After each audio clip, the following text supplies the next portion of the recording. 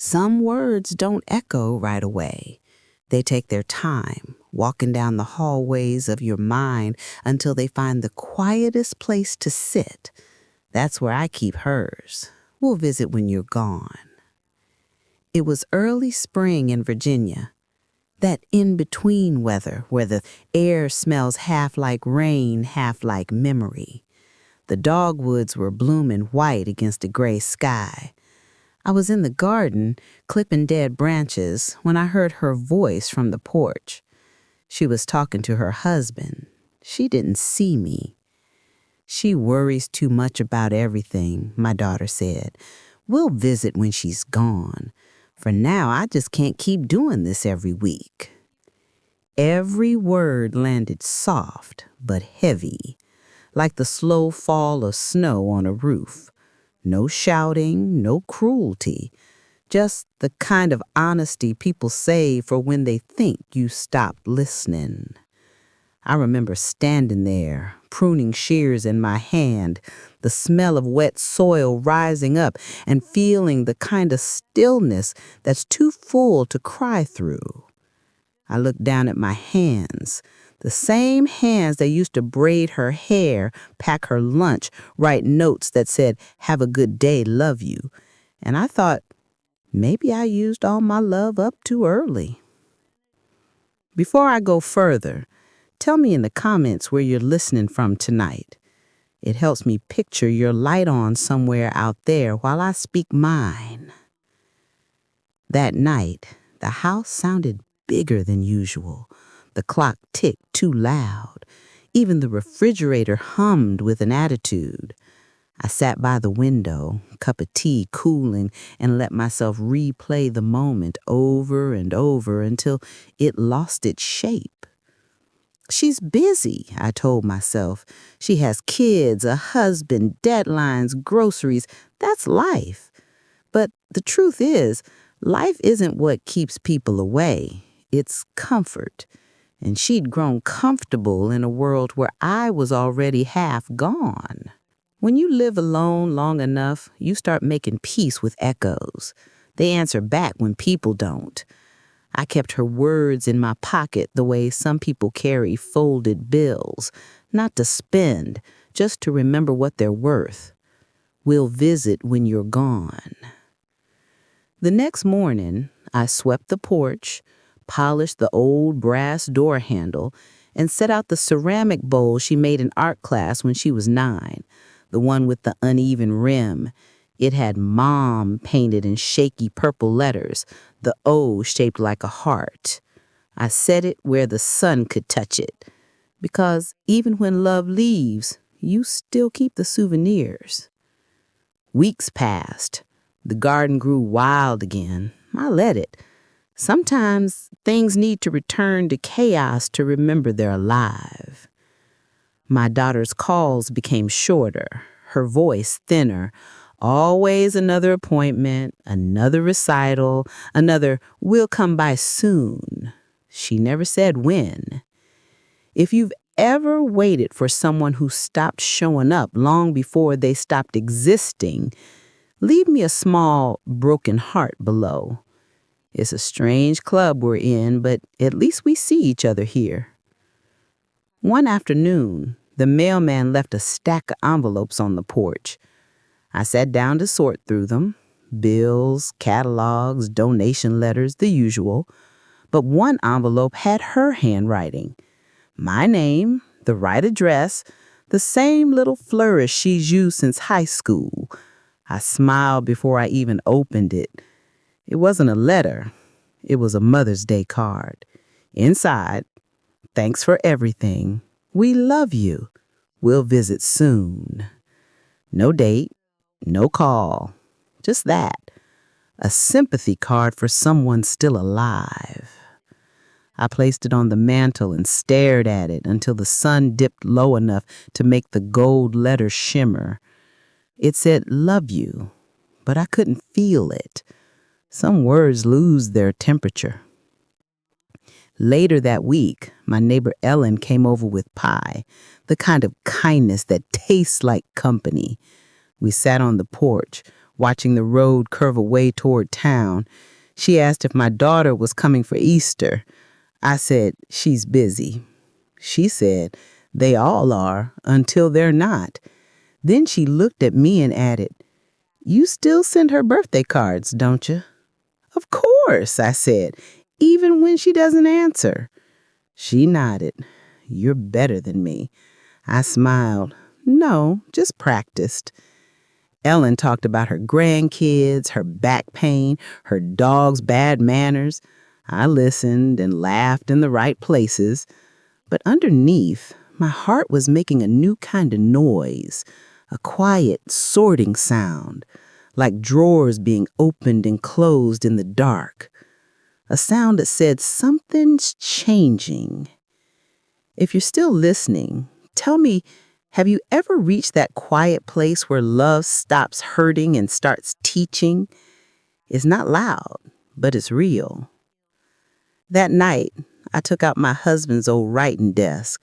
The hinges creaked like they were sighing.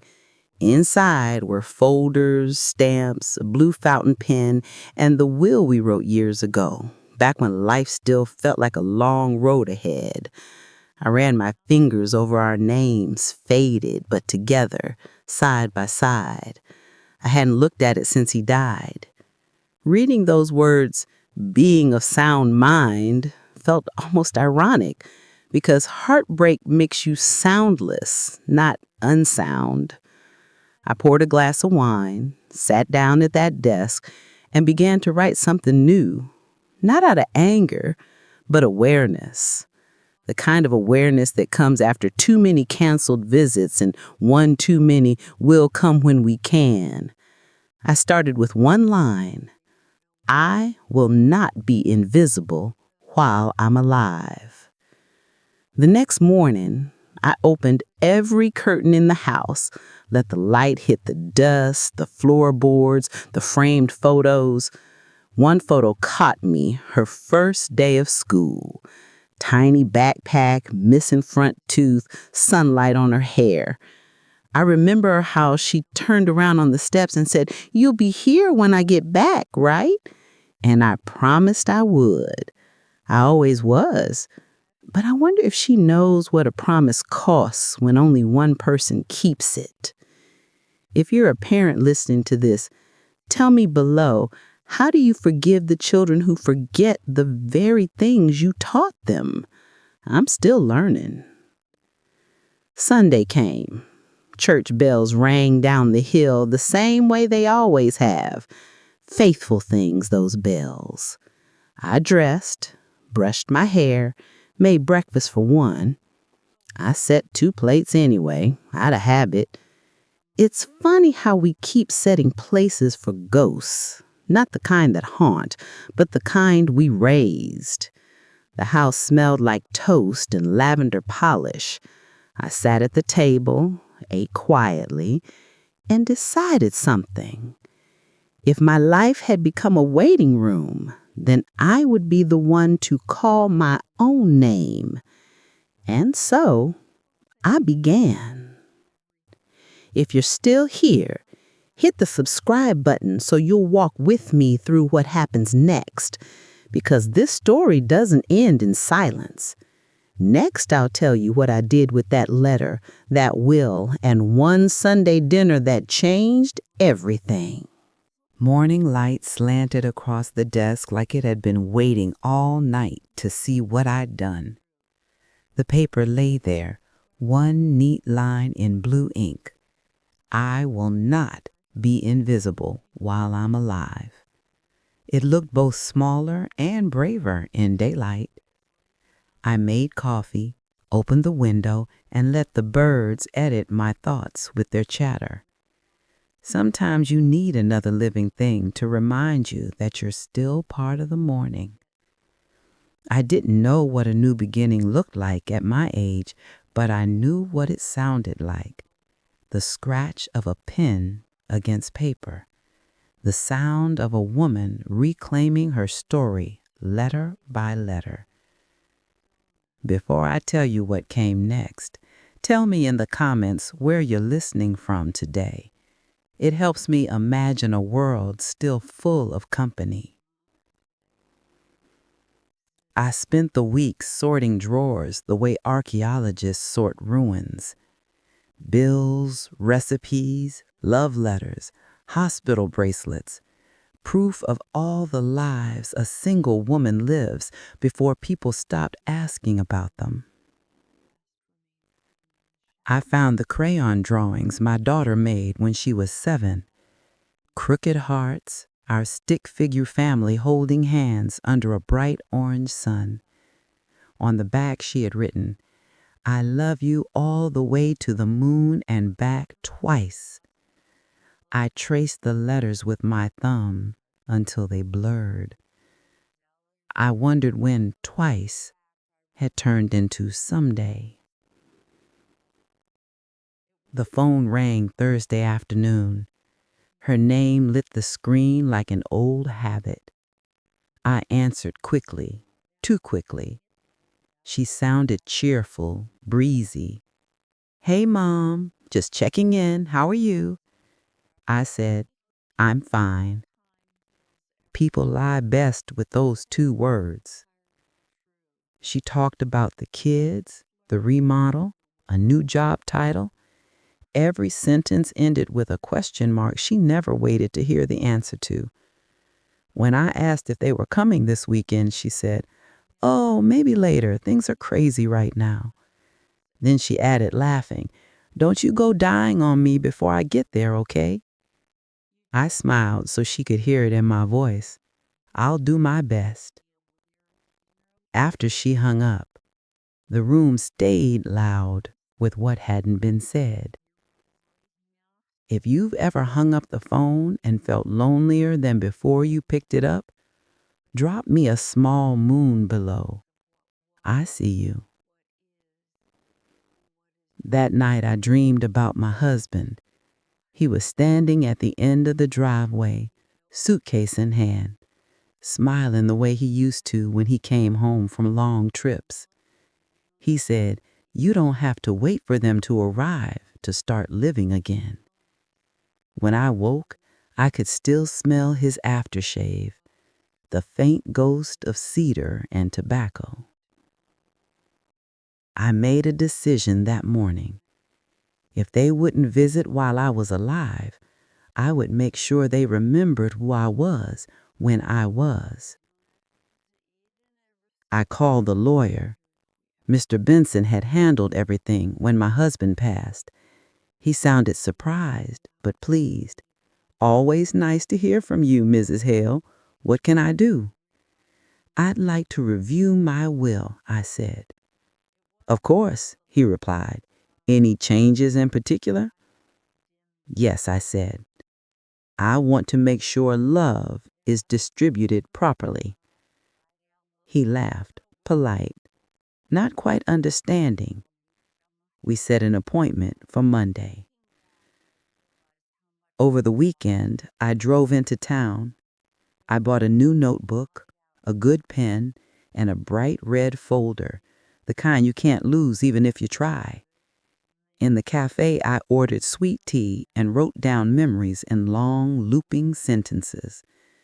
The way she used to dance barefoot in the kitchen. The time she built a blanket fort so big we had to crawl inside to read bedtime stories. The day she graduated, shaking from excitement and caffeine. Every line began with love, and every one ended with silence. By the 3rd page, the silence felt heavier than the ink. On Sunday, Ellen came by again. She saw the papers spread out on the table and raised an eyebrow. "Big project?" I said, "Just tidying up." She sat down anyway. "You're planning something," she said. "I'm planning to be heard," I told her. She smiled, slow.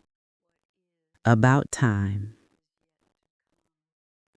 If you're still listening, hit the like button so I know you're still with me. This is the quiet stretch before the storm. Monday morning, I dressed the way women used to dress for church. Pressed skirt, pearls, steady shoes. The legal office smelled of lemon polish and old books. Mr. Benson greeted me with the same kindness he'd shown at the funeral years ago. We went over the documents line by line, and when we reached the section about beneficiaries, I paused. "I'd like to read this aloud," I said. He looked surprised. "You don't have to."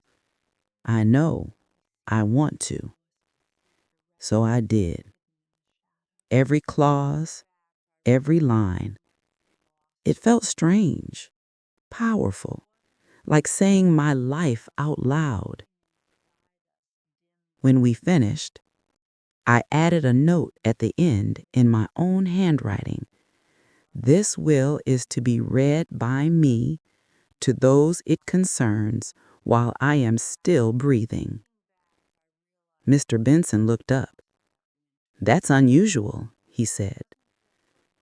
"So is being forgotten," I replied. Driving home, the wind chased blossoms across the road like pale confetti.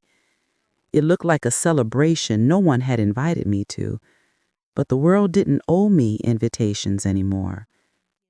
I owed myself participation. That night I called my daughter. "Could you come by for dinner next weekend?" I asked. She hesitated, then said, "Sure, if nothing comes up." "Good," I said. "Bring everyone. I have something I'd like to share." She laughed. "Is this about your recipes again?" "Something like that." After we hung up, I looked around the house. Every chair, every photo, every cup seemed to ask, "Are you sure?"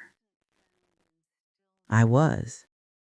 Because when silence gets too loud, sometimes the only way to answer it is with truth spoken plain. If you're still here, tell me in the comments, what would you say if you had one chance to read your truth aloud? Write it down somewhere tonight. It matters more than you think. The days before that dinner were filled with a strange calm. I dusted the shelves, washed the curtains, and polished the old dining table until it shone like still water. It wasn't nerves. It was preparation, the kind soldiers must feel before a battle they don't intend to lose. I cooked everything she loved as a child: roast chicken with thyme, mashed potatoes whipped until smooth as silk, cornbread baked golden at the edges, the kind of food that makes a house remember it's loved. The smell filled every room: garlic, butter, rosemary, history. I set the table with my mother's china and placed a small folded paper at the head, the new will, printed neatly, tucked into its red folder. Before I go further, tell me in the comments where you're watching from tonight, because sometimes the courage to speak truth begins just by knowing someone's listening. They arrived just after 6. Their car rolled up the gravel drive, laughter spilling out before the doors opened. Her husband carried a bottle of wine. The children tumbled out with bright voices and phones in their hands. She came last, sunglasses still on though the sun had already fallen behind the hills. "Mom, everything smells amazing," she said, kissing my cheek lightly, like politeness dressed as love. I said, "Thank you for coming." She replied, "I didn't want to miss dinner." I smiled. "You won't forget this one." We sat. Small talk fluttered around the table like nervous birds. The kids scrolled between bites. Her husband asked about the house repairs, and she complimented the pie she hadn't tasted yet. I listened, nodded, and waited until plates were half empty and conversation had settled into that comfortable boredom families mistake for peace. Then I stood. I picked up the red folder, and I said softly, "There's something I'd like to read." Her fork stopped midair. She asked, "Now?" Laughing uncertainly, I said, "Yes, now." If you're still with me, leave a moon in the comments, because this is where my voice starts shaking but doesn't stop. I opened the folder, unfolded the paper, and began. I said, "This is my will. It's not just a list of things. It's a record of what I've learned about love." The room went still. Even the children looked up. I continued. To my daughter, who has given me both joy and silence, I leave this house, not because of obligation, but because I built it hoping it would always hold the sound of family. But it will only pass to her when she has learned that presence is the truest form of inheritance. She blinked, lips parting as if to speak, but I went on. To my grandchildren, I leave the piano, the one your grandfather played every Sunday morning. May you learn that music doesn't ask for perfection, only participation. Her husband shifted in his chair. The children looked unsure. I kept my tone even, the way you read scripture when you stopped needing approval. And to myself, I said, pausing just long enough to feel the air tighten, I leave time. All the time I've spent waiting, wishing, wondering, I'm reclaiming it. I folded the paper neatly, placed it on the table, and looked at her. I said, I wanted you to hear it from my own mouth while I still have breath to form the words. Her face flushed. She said, Mom, why are you doing this in front of everyone? I said, because, darling, you said you'd visit when I'm gone. So I wanted to make sure I was present when you finally came. The room stayed silent long enough for the clock in the hallway to announce the hour. If you've ever had to speak truth even when your voice trembled, leave me an F below. I promise it grows lighter when shared. Her husband cleared his throat, murmured, maybe we should talk privately. I nodded. We could, but silence has lived here long enough. Let us stay. I turned to my daughter. You're a good person, just distracted. You think love can wait, but it can't. It wilts while you make plans to water it later. Tears rose in her eyes then, messy, unfiltered. Mom, I didn't mean. I said, I know. That's the problem. We never mean to neglect the people who remember us best. She reached across the table, hand trembling. I took it gently. I whispered, don't carry guilt, just memory. That's what keeps us alive long after papers and signatures fade. She cried openly then, the way she hadn't since she was small. Her husband looked down, ashamed. The children stared, silent witnesses to the weight of honesty. I closed the folder, set it aside, and smiled. I said, "Now, who wants pie?" We ate in near silence, but it was a clean kind, the kind that comes after a storm. She stayed late that night, helped wash dishes, wiped counters, asked about old neighbors. When she left, she hugged me tight, whispering, "I'll come next Sunday." I said, "I know." After they drove away, I walked out to the porch. The night air smelled of honeysuckle and rain. I looked up at the stars, and for the first time in a long time, I didn't feel small beneath them. I felt accounted for. If you're still here, tap the like button so I know you made it through this part. Because what happens next isn't revenge or regret. It's the quiet kind of peace that takes its time to arrive. Peace didn't arrive like a parade.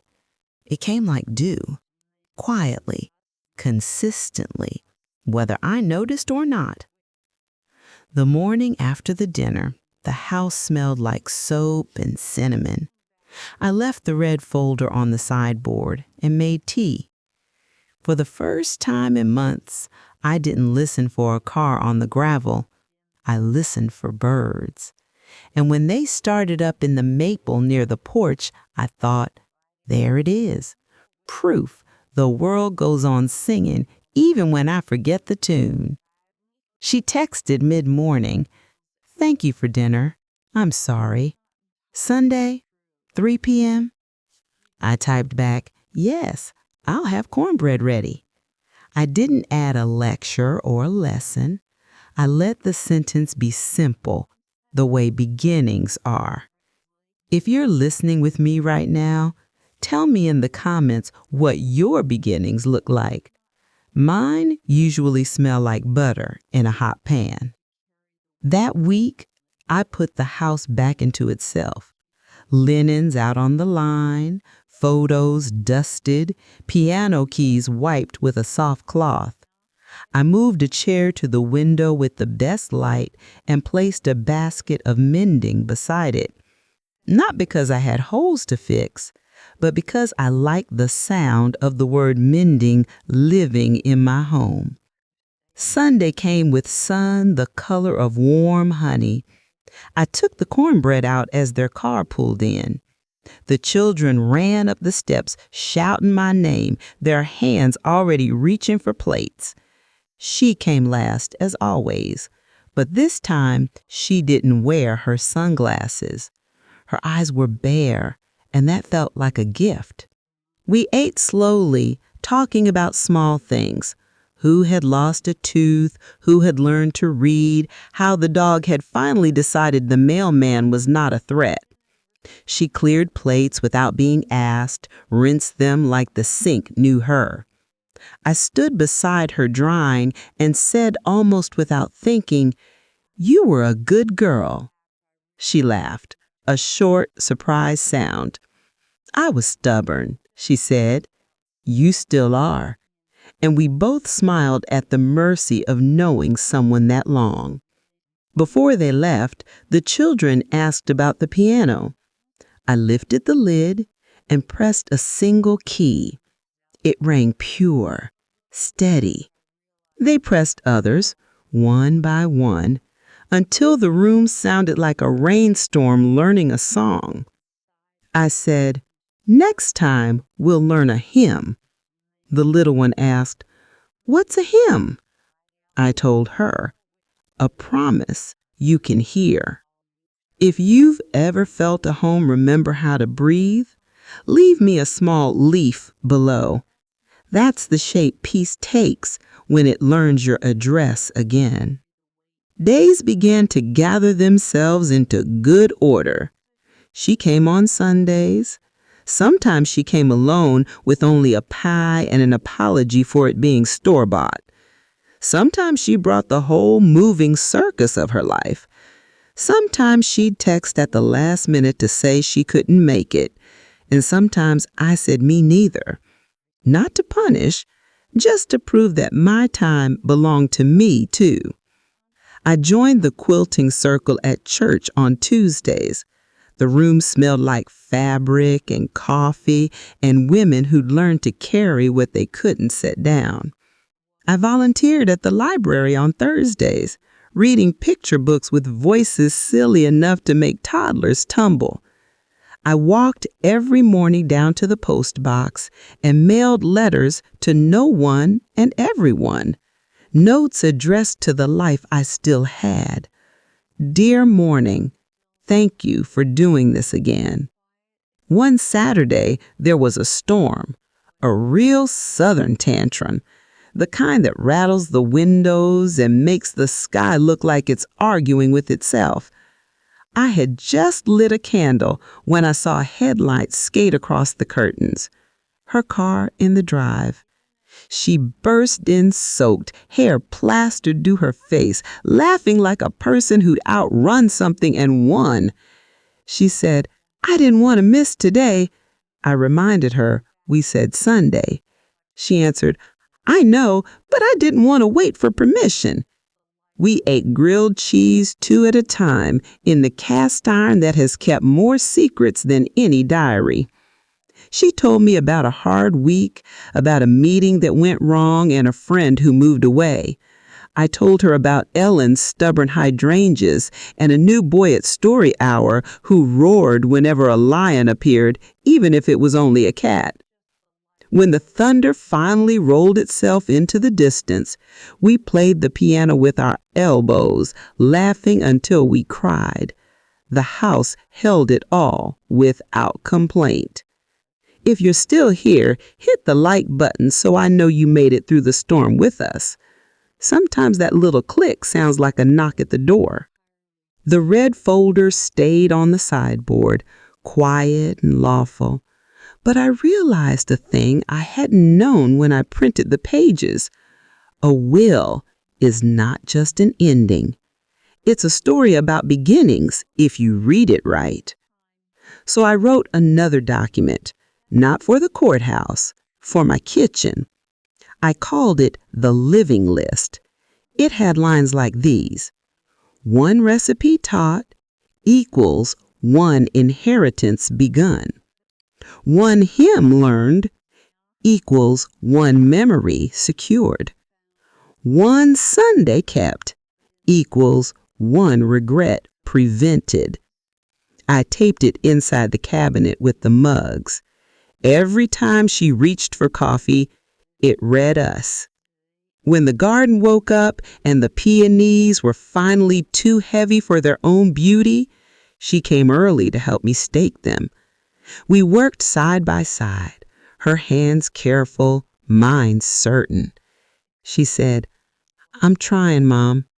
I can tell. I can't fix all of it."